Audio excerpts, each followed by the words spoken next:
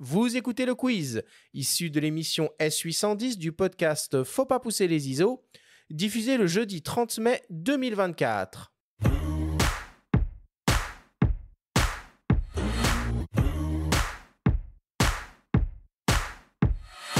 Hugo, le principe du quiz est très simple. Nous avons reçu des questions de la part de nos auditeurs qu'ils t'ont posées via notre compte Instagram. On en a sélectionné quelques-unes et tu vas avoir seulement 30 secondes et pas une de plus pour tenter d'y répondre le plus clairement possible. As-tu bien compris la consigne ? Yes. Alors on y va. Première question qui nous vient de Nord de Tout. Quelle focale pour de l'animalier en monture L ? 66 mm. Bon, on a compris que t'étais pas très grand angle en tout cas. Non, ouais, voilà, c'est ça. C'est sûr.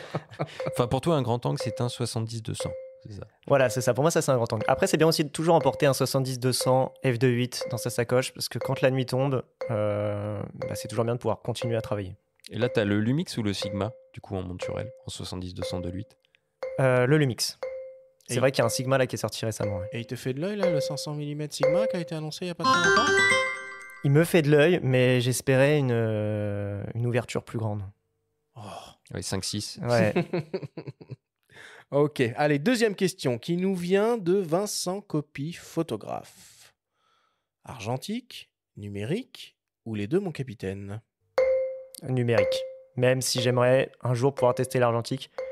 En animalier, c'est plus compliqué. Donc numérique. Et puis, voilà, faut dire que je suis quelqu'un de ma génération, donc numérique. Ouais, enfin, il y a quand même une espèce de retour de hype auprès des jeunes de l'argentique. Tu pourrais buzzer un max si tu faisais tous ces beaux portraits animaliers en argentique. C'est vrai, mais je vais laisser la porte ouverte pour un autre talent. Troisième question qui nous vient de Clarita. Quel conseil pour réussir à se faire une place comme réalisateur animalier professionnel ? Non, pas facile celle-là. Celle-là, elle n'est pas facile parce que mon expérience perso a fait que j'ai eu pas mal de chance. Mais sinon, je pense qu'il faut beaucoup filmer, se créer un compte Instagram, TikTok et YouTube et beaucoup partager. Et il n'y a pas besoin forcément d'avoir une boîte de prod. Si tu as une bonne chaîne YouTube, tu es déjà un réel animalier. En fait, tu fais tes propres reportages. Et là, la vidéo, elle appartient d'abord à WWF France. Enfin, quand je dis vidéo, c'est Rorcal.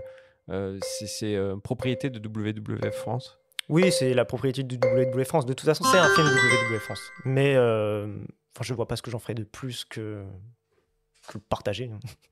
WWF France. C'est pas facile à Non. dire. VVF, on peut dire. WWF. J'ose pas encore. On en est à combien ? Quatrième question qui nous vient de Coco Dingo. Est-ce qu'il est cool, Gérard Darmon ? Alors Gérard Darmon, au premier abord, il m'est bien rentré dedans. Il a vu que j'étais un petit jeune réal qui faisait probablement son premier film. Il m'a bien testé.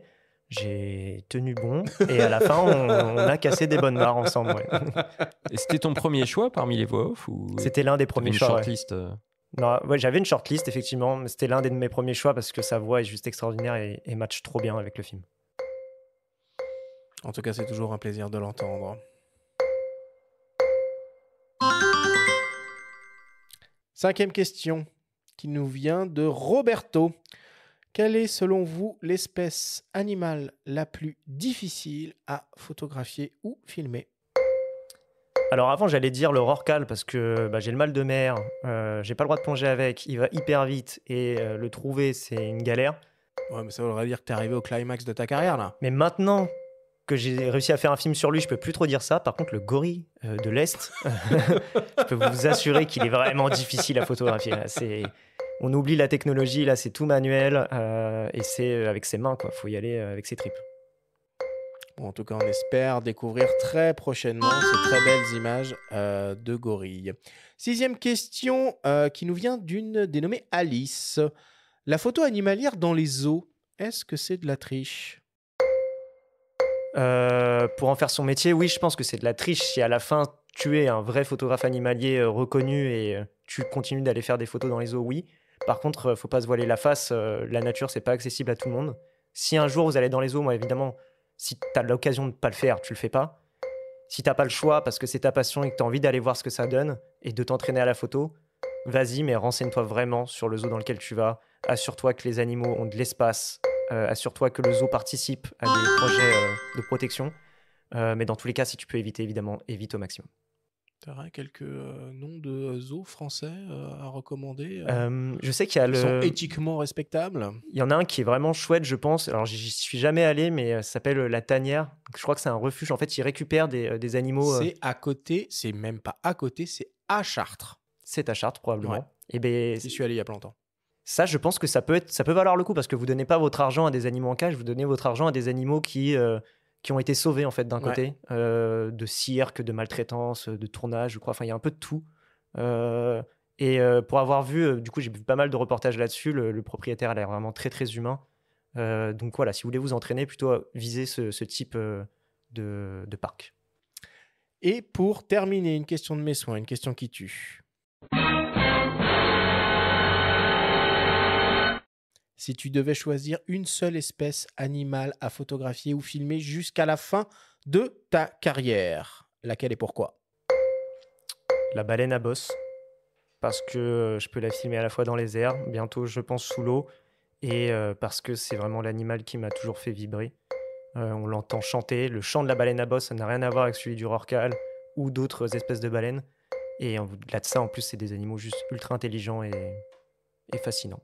Rien à ajouter. On attend la fin du chrono. Merci beaucoup, Hugo. Merci à vous.